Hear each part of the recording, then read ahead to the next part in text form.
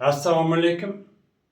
Har qanday tana kasalligi u qachondir yoki hozir bo'lgan aql kasalligi bo'ladi. Hech qachon tanada bitta organ bilan ishlab bo'lmaydi. Butun mana tana bo'yicha atak davolaganda bitta organdan boshlaydi. Eng ko'p qiynalgan organdan davolashni boshlagan ma'qul. Agarda hamma organlar deyarli bir xil ham bronxial astma, ham bronxit, ham gipertoniya, ham sahri shunaqa nimalar bo'ladigan bo'lsa, eng yaxshisi nafasdan boshlash kerak. Nima deganda, odam har minutiga 10, 15, 20 martalab tashqaridan nafas olib, ana shuni hazm qilyapti. Tanada barcha kimik jarayonlar ana shu nafasdan kirgan elementlar bilan boshqa nima qiladi. Ovqat bilan kirganda bir 20%gina u quvvat. Qolgan hammasi tanaga xomashyo. Tanada biron masalan odamlar bor, nima men deydi, tizam og'riydi deydi, faqat tizaga mashq izlaydi. Yoki bu yerim og'riydi deydi, bunga mashq izlaydi. Umurtqamda girijon bor deydi, umurtqaga nima. Tanada hamma muskullar bir-biriga ulanib ketgan. Har bir bo'g'in, har bo'g'inda muskullar bu ana tog'ay, suxajilar orqali birlashgan bo'ladi.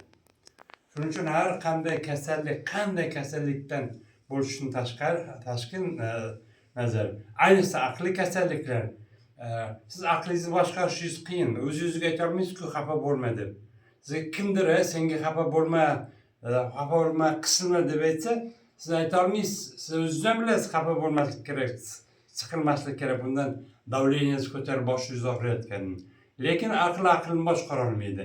Lekin aql tanani boshqaradi. Hamma kasalliklarda tanadan boshlab sekin aqlning e'tibor tanaga ketgan paytda haligi davleniyani ko'taradigan, yurak xuruj qiladigan, infarkt qiladigan, sahrni oshiradigan xayollar ketadi, yoyilib ketadi. Mana shuning uchun eng oddiy butun hamma yoga tana mashqlarida bajarilishi kerak bo'lgan oddiy mashqlarni ko'rsataman. Ana undan keyin boshqa mashqlarga o'tiladi aslida. Mana shularni yaxshilab qunt bilan tinglab, qunt bilan bajaring. Keyin bir narsani sizga saqlab qoling. Har qanday mashqda tana harakati, shunga mos nafas, keyin shuni udagi bo'layotgan o'zgarishni kuzatib turgan aql. Yoga degan 3 ta narsa. Tana, quvvat va aql. Mana boshladik. Nimaga bor? Oldin pastdan boshlang. Sekin barmoqlarni pastga, yuqoriga. Nafas chiqarganda pastga, nafas olganda yuqoriga. Buni 20-30 marta qilish kerak. Keyin mana bu galeno stopni va bu bo'g'inga mana pastga nafas chiqaring. O'zingizga nafas oling. Pastga ketganda nafas chiqaring. O'zingizga tortganda nafas chiqaring. Pastga nafas chiqaring. O'zingizga torting, nafas oling. Bu bir tomonga, ikkinchi tomonga.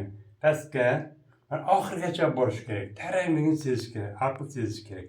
Iloji bo'lsa ko'zni yumib turib ishlagan ma'qul. Nafas chiqardingiz, oldingiz. Nafas chiqardingiz, oldingiz.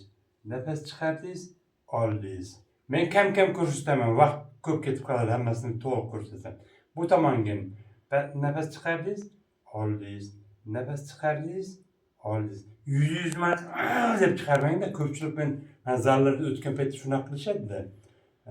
Nafas chiqardingiz, oldingiz. Nafas chiqardingiz, oldingiz. Keyin aylantiring. Bu maqsadlar juda ham ko'p. Men sizga eng asosiylarini ko'rsatyapman. Sekin mana pastga ketganda nafas chiqardingiz, o'zingizga tortganda nafas oldingiz. Keyin bu tomonga mana. Men shuncha mashq qilishimga qaramasdan men o'zimda qasr-qusur qilyapti. Qancha напряжение sezsangiz shuncha yaxshi. Keyingi safar qilganda bu напряжение kamayadi. Keyin ikkinchi oyoqqa ham xuddi shunaqa aylantirasiz. Oldin o'ngga, keyin chapga. Keyin ikkalasini mana.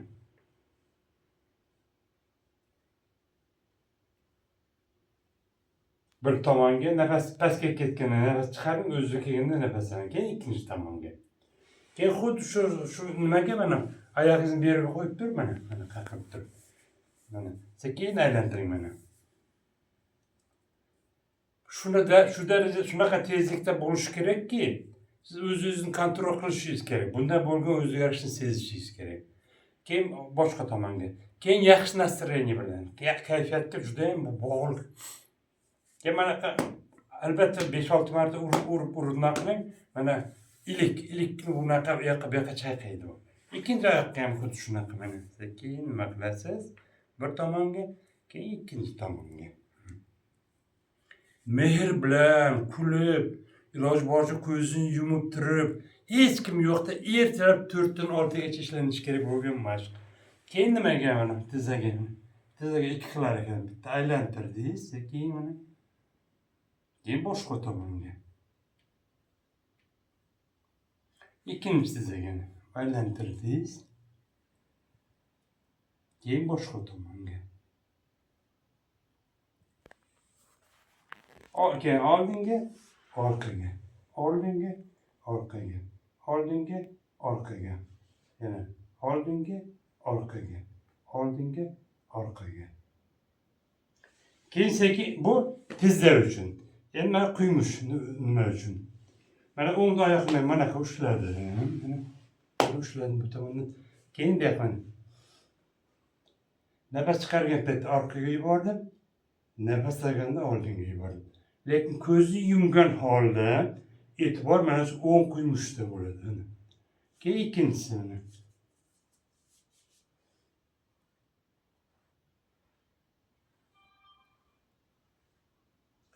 Keyingi mashq. Endi tashqaridan ushlayman. Orqaga. Nafas chiqargan paytda orqaga ketadi. İkinci oyoqni ham mana.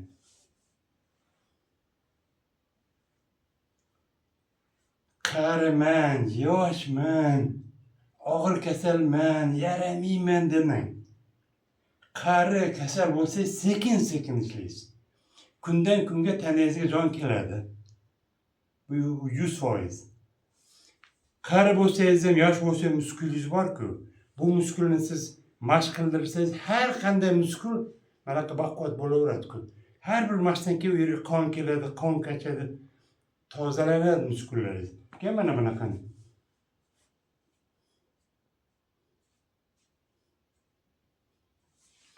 İkinci oyoqni ham mana.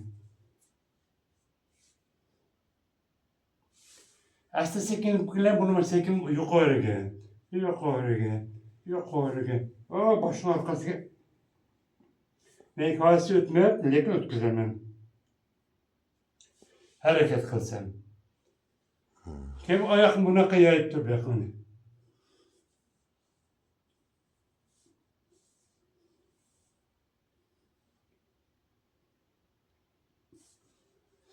Bugun qila olmaganingizni yerda qila olmaydi degan gap emas. Yana bir pastga. Nafas chiqarganda oldinga, oldinga, oldinga, oldinga, oldinga egilasiz. Keyin yotib mana aylantiring.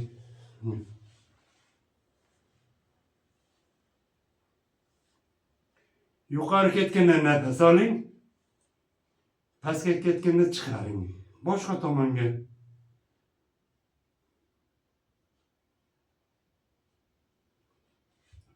İkinci oyoqni.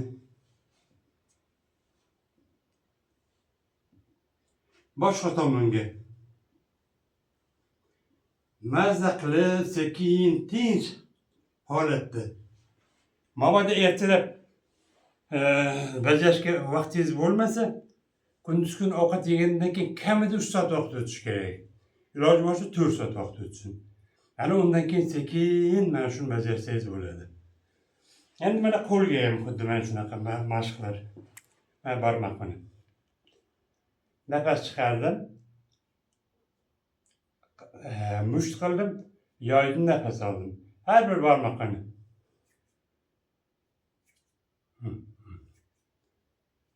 Keyin chigaloq tomondan. Keyin bo'sh qo'ying. Oyoqlar mana, qo'llar mana yoying mana. Nafas chiqargan paytda yoying. Nafas olgan paytda o'ziga keltiring. Keyin bo'sh qo'ying. Endi bu mana bu bo'g'imga. Pastga ketgan nafas chiqaring. Yuqoriga oling. Chiqaring. oling. Bütün e'tibor bu yerda bo'lishi kerak. Bu mashqlarni ishlab turib, oilaviy problemalarni hal qilmang. Har kimlar bilan bir urushib, nima qilmang. Bu mashqlarning maqsad kasallikdan chiqish emas. Mashqni o'zingizga mehr bering. Tanangiz o'z kasallikdan o'z-o'zidan chiqib oladi. Siz xohlaysiz qancha xohlagan bilan kasallikdan chiqmaydi-ku o'zi bilasiz. Keyin ikkinchisini. Nafas chiqardingiz, oldingiz. Nafas chiqardingiz, oldingiz. Endi tashqariga nafas chiqardingiz, oldingiz.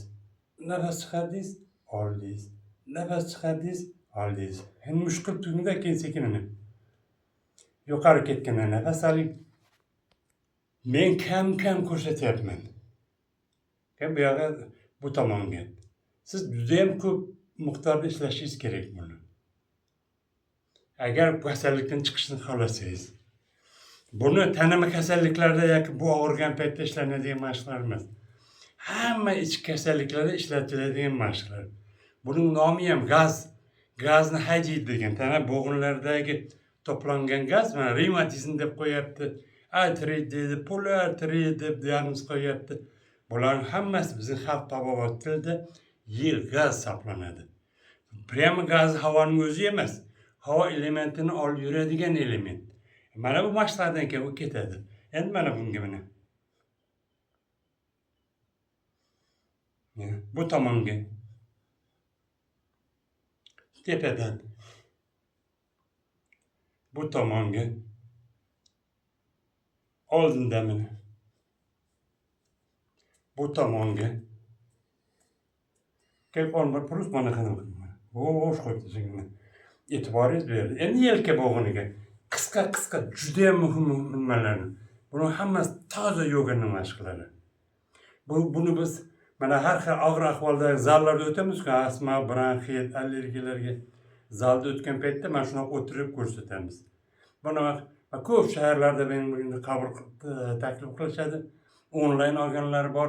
Ana shular hammasiga buni ko'rsatamiz. Mana shundan boshlaymiz. Boshqa mashqlarni. Endi yelkaga. Yo'q, nafas oling, chiqaring. Nafas oling, chiqaring.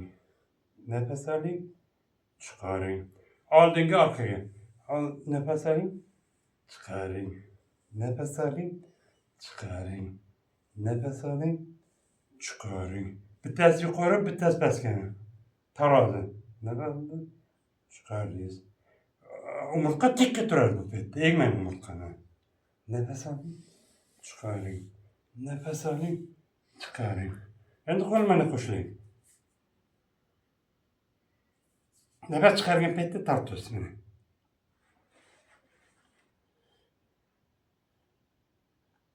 Bu yerda ham iloji boricha umurtqa tikka bo'lishi kerak.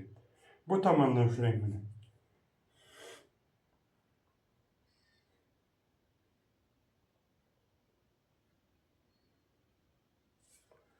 Ikkala qo'lni ushlatib oldinga yuboring mana. Bitta qo'lni ikkinchisidan ushlab, hozir o'ng qo'limni chap qo'limni ushlab turibman. Keyin bunisi mana.